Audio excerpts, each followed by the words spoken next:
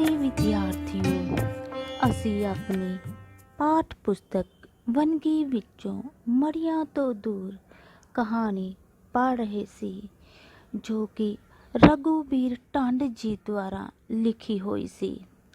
ਇਸ ਤੋਂ ਪਹਿਲਾਂ ਅਸੀਂ ਪੰਨਾ ਨੰਬਰ 14, 15, 16 ਅਤੇ 17 ਪੜ੍ਹ ਚੁੱਕੇ ਹਾਂ।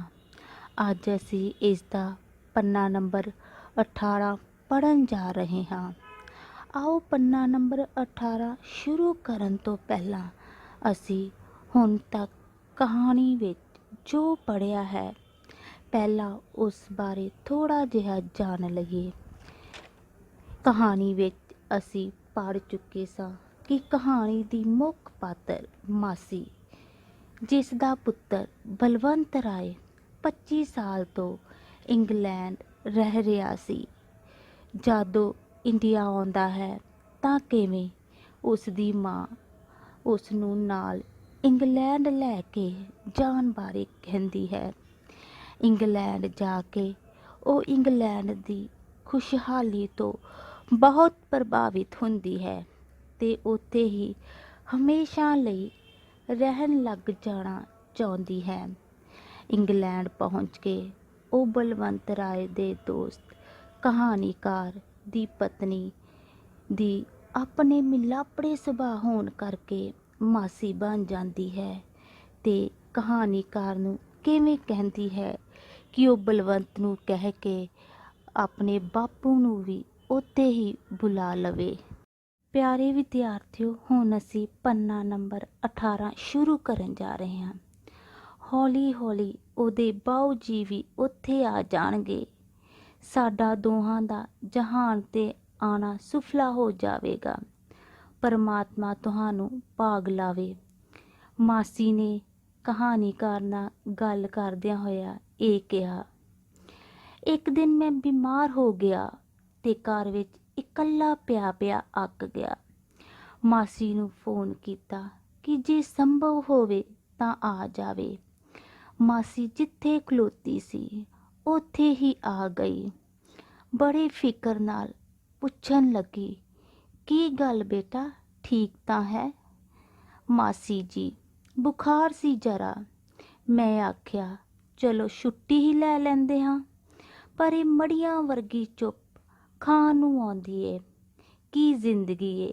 7 ਸਾਲ ਇਸ ਮਕਾਨ ਵਿੱਚ ਰਹਿੰਦਿਆਂ ਹੋ ਗਏ, ਪਰ ਕਦੇ ਕੋਈ ਗੁਆਂਢੀ ਸਾਡੇ ਘਰ ਨਹੀਂ ਆਇਆ। ਉਸ ਮੁਲਕ ਵਿੱਚ ਰਹਿਣ ਦਾ ਕੀ ਹੱਜ ਏ, ਜਿੱਥੇ 100 ਚੋਂ 95 ਬੰਦੇ ਤੁਹਾਨੂੰ ਜਾਣਦੇ ਹੀ ਨਾ ਹੋਣ।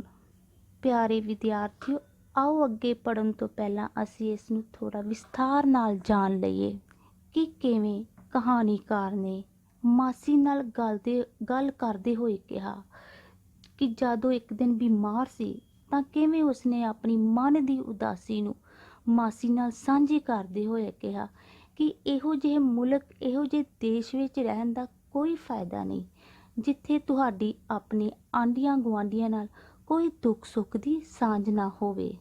ਜ਼ਾਹਰ ਹੈ ਕਿ ਮਾਸੀ ਨੂੰ ਮੇਰੀ ਗੱਲ ਪਸੰਦ ਨਹੀਂ ਸੀ ਆਉਣੀ ਅਤੇ ਨਾ ਹੀ ਆਈ। ਉਹ ਬਹੁਤ ਪਿਆਰ ਪਰ ਬਹੁਤ ਹੀ ਦ੍ਰਿੜਤਾ ਨਾਲ ਬੋਲੀ, ਵੇਖ ਬੇਟਾ, ਉਂਝ ਤਾਂ ਤੇਰੀ ਮਰਜ਼ੀ ਏ, ਪਰ ਤੂੰ ਮੜੀਆਂ ਸਿਵਿਆਂ ਵਰਗੇ ਕੁਲੈਣੇ ਤੇ ਨਹਿਸ਼ ਬੋਲ ਨਾ ਬੋਲਿਆ ਕਰ। ਤੇਰੀ ਘਰ ਵਾਲੀ, ਤੇਰਾ ਪੁੱਤ, ਤੇਰੀ ਨੂੰਹ, ਤੇਰੀ ਧੀ, ਵੇਖ ਕਿੰਨਾ ਖੁਸ਼ ਪਰਿਵਾਰ ਏ ਤੇਰਾ। ਸਭ ਤੋਂ ਵੱਡੀ ਗੱਲ ਇਹ ਕਿ ਇੰਗਲੈਂਡ ਵਰਗੇ ਸੁਰਗ 'ਚ ਬੈਠਾ ਏ। 100 ਵਾਰ ਧਰਤੀ ਨਿਮਸ਼ਕਾਰ ਏ ਪੁੱਤਰ। ਜਿੱਥੇ ਤੀਕ ਲੋਕਾਂ ਦੀ ਗੱਲ ਏ, ਇੰਡੀਆ ਵਿੱਚ ਵੀ ਲੋਕ ਹੁਣ ਪਹਿਲਾਂ ਵਾਂਗ ਮਿਲਣਸਾਰ ਨਹੀਂ ਰਹੇ। ਚੰਡੀਗੜ੍ਹ ਵਰਗੇ ਸ਼ਹਿਰਾਂ ਵਿੱਚ ਵੀ ਇੱਕ ਗੁਆਂਢੀ ਦੀ ਦੂਜੇ ਗੁਆਂਢੀ ਨਾਲ ਕੋਈ ਸਾਂਝ ਨਹੀਂ। ਸਾਰੇ ਅੱਗ ਲੱਗੀ ਵਾਂਗ ਫਿਰਦੇ ਨੇ। ਇੱਥੇ ਪੁੱਤਰ ਬੜੀਆਂ ਬਹਾਰਾਂ ਨੇ। ਅਖਰੋਟ ਜਿੱਡੀ ਤਾਂ ਬਦਾਮ ਦੀ ਗਿਰੀ ਏ। ਕਾਜੂ, ਲੌਂਗ, ਲਾਚੀਆਂ ਕਿਵੇਂ ਰੋਲਦੇ ਫਿਰਦੇ ਨੇ। ਨਾ ਮੇਰਾ ਪੁੱਤਰ, ਮੜੀਆਂ ਵਰਗੇ ਬੋਲ ਨਾ ਬੋਲਿਆ ਕਰ। ਪਿਆਰੇ ਵਿਦਿਆਰਥੀਓ, ਕਿ ਕਹਾਣੀਕਾਰ ਨੂੰ ਪਤਾ ਸੀ ਕਿ ਮਾਸੀ ਨੂੰ ਉਸਦੀ ਗੱਲ ਚੰਗੀ ਨਹੀਂ ਲੱਗਣੀ, ਕਿਉਂਕਿ ਉਸਨੇ ਇੰਗਲੈਂਡ ਵਿੱਚ ਰਹਿੰਦਿਆਂ ਐਡੇ ਖੁਸ਼ਹਾਲ ਦੇਸ਼ 'ਚ ਰਹਿਣ ਦੇ ਬਾਵਜੂਦ ਵੀ ਮੜੀਆਂ ਵਰਗੇ ਨਹਿਸ਼ ਬੋਲੇ ਸਨ। ਤੇ ਕਿਵੇਂ ਮਾਸੀ ਨੇ ਕਹਾਣੀਕਾਰ ਦੀ ਗੱਲ ਨੂੰ ਕੱਟਦੇ ਹੋਏ ਕਿਹਾ ਸੀ ਕਿ ਹੁਣ ਭਾਰਤ ਵਰਗੇ ਦੇਸ਼ ਵਿੱਚ ਵੀ ਲੋਕਾਂ ਵਿੱਚ ਪਹਿਲਾਂ ਵਰਗੀ ਸਾਂਝ ਨਹੀਂ ਰਹੀ। ਪਰ ਅੱਜ ਮਾਸੀ ਕੀ ਹੋ ਗਿਆ ਸੀ? ਉਹ ਤੇ ਉਦਾਸ ਜਾਪ ਰਹੀ ਸੀ। ਮੈਂ ਹੁਣ ਤੁਰਿਆ ਜਾ ਰਿਹਾ ਸਾਂ ਅਤੇ ਮਾਸੀ ਦੇ ਘਰ ਤੋਂ ਬਹੁਤ ਦੂਰ ਨਹੀਂ ਸਾਂ। ਹਾਈ ਐਸ਼ ਵਿੱਚੋਂ ਲਿੰਟਨ ਰੋਡ ਤੇ ਪੈ ਗਿਆ ਸੀ। ਕਿਨਮਿਨ ਹੋ ਰਹੀ ਸੀ।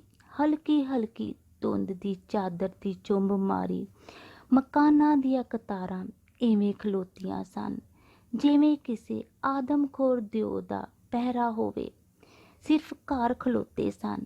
ਬੰਦੇ ਦੀ ਜਾਤ ਦੀ ਨਜ਼ਰ ਨਹੀਂ ਸੀ ਆ ਰਹੀ।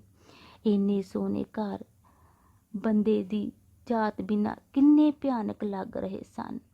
ਕਾਲੀ ਛੱਤ ਦੀ ਟੀਸੀ ਤੇ ਇੱਕ ਕਾਲੇ ਪੰਛੀ ਨੇ ਧੌਣ ਚੁੱਕੀ ਤੇ ਉੱਡ ਗਿਆ। ਚੁੱਪ ਹੋਰ ਵੀ ਭਿਆਨਕ ਹੋ ਗਈ। ਪਿਆਰੇ ਵਿਦਿਆਰਥੀਓ, ਅੱਗੇ ਪੜ੍ਹਨ ਤੋਂ ਪਹਿਲਾਂ ਆਓ ਇਸ ਨੂੰ ਥੋੜ੍ਹਾ ਵਿਸਥਾਰ ਨਾਲ ਜਾਣ ਲਈਏ ਕਿ ਮਾਸੀ ਦੇ ਘਰ ਜਾਂਦਿਆਂ ਕਹਾਣੀਕਾਰ ਇੰਗਲੈਂਡ ਦੀ ਖੁਸ਼ਹਾਲੀ ਬਾਰੇ, ਪਰ ਉੱਥੋਂ ਦੀਆਂ ਸੁੰਨਸਾਨ ਸੜਕਾਂ ਬਾਰੇ ਸੋਚ ਰਿਹਾ ਸੀ ਕਿ ਕਿਵੇਂ ਇੰਨੇ ਸੋਹਣੇ ਮਕਾਨ ਹੋਣ ਦੇ ਬਾਵਜੂਦ ਵੀ ਇੱਥੇ ਕੋਈ ਭਾਵਕ ਸਾਂਝ ਨਹੀਂ। ਉਹ ਆਪਣੇ ਖਿਆਲਾਂ ਵਿੱਚ ਤੁਰਦਾ ਤੁਰਦਾ ਇਸ ਭਿਆਨਕ ਚੁੱਪ ਨੂੰ ਮਹਿਸੂਸ ਕਰ ਰਿਹਾ ਸੀ। ਮੈਂ ਘੰਟੀ ਵਜਾਈ ਤਾਂ ਮਾਸੀ ਨੇ ਇੱਕਦਮ ਬੂਹਾ ਖੋਲ੍ਹ ਦਿੱਤਾ, ਜਿਵੇਂ ਮੈਨੂੰ ਹੀ ਉਡੀਕ ਰਹੀ ਹੋਵੇ। ਮੈਂ ਪੈਰਾਂ ਵੱਲ ਝੁਕਿਆ ਤੇ ਉਸਨੇ ਮੇਰਾ ਸਿਰ ਪਲੋਸਦਿਆਂ ਪਰ ਮੇਰੇ ਸਿਰ ਤੇ ਜਿਹੜਾ ਹੱਥ ਟੇਕਿਆ ਉਸ ਵਿੱਚ ਨਾ ਹੀ ਪਹਿਲਾਂ ਵਰਗੀ ਜਾਨ ਸੀ, ਨਾ ਹੀ ਨਿੱਘ ਤੇ ਨਾ ਹੀ ਥਰਥਰਾਹਟ। ਬਿਲਕੁਲ ਜਿਵੇਂ ਕਿਸੇ ਨੇ ਕੋਈ ਮਰੀ ਹੋਈ ਚੀਜ਼ ਹੌਲੀ ਜਿਹੀ ਮੇਰੇ ਸਿਰ ਤੇ ਰੱਖ ਦਿੱਤੀ ਹੋਵੇ। ਮਾਸੀ ਜੀ, ਕੀ ਗੱਲ ਬੁੱਝੇ ਬੁੱਝੇ ਲੱਗਦੇ ਹੋ? ਬਸ ਉਸਦੇ ਦੀਦਿਆਂ ਨੂੰ ਉਸਦੀਆਂ ਨਜ਼ਰਾਂ ਨੂੰ, ਅੱਖਾਂ ਨੂੰ ਜਿਵੇਂ ਬੁੱਲ੍ਹਾਂ ਦੀ ਉਡੀਕ ਸੀ। ਭੁੱਬਾਂ ਮਾਰ ਮਾਰ ਕੇ ਰੋਣ ਲੱਗ ਪਈ। ਕਿ ਕਿਵੇਂ? ਜਦੋਂ ਕਹਾਣੀਕਾਰ ਮਾਸੀ ਦੇ ਘਰ ਗਿਆ ਤਾਂ ਉਹ ਮਾਸੀ ਨੂੰ ਐਡੀ ਉਦਾਸੀ ਭਰੀ ਹਾਲਤ ਵਿੱਚ ਦੇਖ ਕੇ ਹੈਰਾਨ ਹੋ ਗਿਆ। ਕਹਾਣੀਕਾਰ ਨੇ ਮਹਿਸੂਸ ਕੀਤਾ ਕਿ ਮਾਸੀ ਨੂੰ ਕੋਈ ਦੁੱਖ ਹੈ ਜੋ ਉਸਨੂੰ ਅੰਦਰੋਂ ਅੰਦਰ ਹੀ ਖਾਈ ਜਾ ਰਿਹਾ ਹੈ। ਬਸ ਉਸਨੂੰ ਦੋ ਪਿਆਰ ਭਰੇ ਬੋਲਾਂ ਦੀ ਜ਼ਰੂਰਤ ਸੀ। ਮੈਂ ਨੇੜੇ ਹੋ ਕੇ ਗਲਵੱਕੜੀ ਪਾਉਂਦਿਆਂ ਆਖਿਆ, ਮਾਸੀ ਜੀ ਐ ਨਾ ਕਰੋ, ਮੈਨੂੰ ਦੱਸੋ ਕੀ ਗੱਲ ਏ। ਤੁਹਾਡੀ ਹਰ ਤਕਲੀਫ ਦੂਰ ਕਰਨ ਦੀ ਕੋਸ਼ਿਸ਼ ਕਰਾਂਗੇ।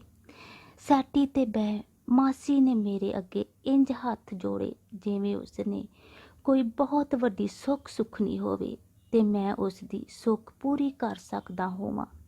ਮੈਂ ਬੜਾ ਸ਼ਰਮਿੰਦਾ ਹੋ ਕੇ ਉਸਦੇ ਜੁੜੇ ਹੱਥ ਖੋਲ੍ਹ ਦਿੱਤੇ ਤੇ ਮਾਸੀ ਨੇ ਆਖਿਆ, ਪੁੱਤਰ ਤੂੰ ਰਹਿੰਦੀ ਦੁਨੀਆ ਤੀਕ ਜੀਵੇ, ਤੇਰੀ ਭਾਗਵਾਨ ਤੇਰੇ ਬੱਚੇ ਜੀਣ। ਮੇਰੇ ਤੇ ਅਹਿਸਾਨ ਕਰ। ਬਲਵੰਤ ਨੂੰ ਆਖ ਕਿ ਮੈਨੂੰ ਛੇਤੀ ਤੋਂ ਛੇਤੀ ਇੰਡੀਆ ਭੇਜ ਦੇਵੇ। ਇੰਜ ਆਖ ਮਾਸੀ ਮੁੜ ਜ਼ਾਰ ਰੋਣ ਲੱਗ ਪਈ। ਕਿ ਕਿਵੇਂ? ਮਾਸੀ ਨੂੰ ਕਹਾਣੀਕਾਰ ਨੇ ਮਹਿਸੂਸ ਕੀਤਾ ਕਿ ਆਪਣੇ ਇਕੱਲੇਪਨ ਦੀ, ਆਪਣਿਆਂ ਦੇ ਪਿਆਰ ਦੀ ਘਾਟ ਉਸਨੂੰ ਅੰਦਰੋਂ ਅੰਦਰ ਹੀ ਖਾਈ ਜਾ ਰਹੀ ਹੈ, ਜਿਸ ਕਰਕੇ ਉਹ ਆਪਣੇ ਪੁੱਤਰ ਨੂੰ ਕਹਿ ਰਹੀ ਸੀ ਕਿ ਉਸਨੂੰ ਭਾਰਤ ਭੇਜ ਦੇਵੇ। ਸਾਰੇ ਵਿਦਿਆਰਥੀਓ, ਅੱਜ ਅਸੀਂ ਮੜੀਆਂ ਤੋਂ ਦੂਰ ਕਹਾਣੀ ਦਾ ਪੰਨਾ ਨੰਬਰ 18 ਜਿਹੜਾ ਪੜ੍ਹਿਆ ਹੈ ਉਸ ਨਾਲ ਸੰਬੰਧਿਤ ਪਾਠ ਅਭਿਆਸ ਦੇ ਪ੍ਰਸ਼ਨ ਆਪਣੇ ਕਾਪੀ 'ਤੇ ਤੁਸੀਂ ਕਰਨੇ ਹਨ। ਪ੍ਰਸ਼ਨ ਨੰਬਰ 1, ਮੜੀਆਂ ਤੋਂ ਦੂਰ ਕਹਾਣੀ ਕਿਸ ਦੀ ਲਿਖੀ ਹੋਈ ਹੈ? ਪ੍ਰਸ਼ਨ ਨੰਬਰ 2, ਇਸ ਕਹਾਣੀ ਵਿਚਲੇ ਪਾਤਰਾਂ ਦੇ ਨਾਂ ਲਿਖੋ। ਪ੍ਰਸ਼ਨ ਨੰਬਰ 3, ਮਾਸੀ ਕਿਸ ਦੇਸ਼ ਤੋਂ ਆਈ ਸੀ? ਪ੍ਰਸ਼ਨ ਨੰਬਰ 4, ਮਾਸੀ ਦੇ ਸੁਭਾਅ ਬਾਰੇ 2-3 ਸਤਰਾਂ ਵਿੱਚ ਲਿਖੋ। ਪ੍ਰਸ਼ਨ ਨੰਬਰ 4, ਮਾਸੀ ਇਸ ਕਹਾਣੀ ਵਿੱਚ ਕਿਸ ਦੇਸ਼ ਦੀਆਂ ਸਿਫਤਾਂ ਕਰਦੀ ਹੈ? ਇਸ ਤੋਂ ਅੱਗੇ ਖਾਲੀ ਸਥਾਨ ਭਰੋ। ਮਾਸੀ ਨੇ ਕਹਾਣੀਕਾਰ ਦੀ ਪਤਨੀ ਨੂੰ ਆਪਣੀ ਡੈਸ਼ ਬਣਾ ਲਿਆ। ਸਹੀ ਸ਼ਬਦ ਚੁਣ ਕੇ ਖਾਲੀ ਸਥਾਨ ਵਿੱਚ ਭਰੋ।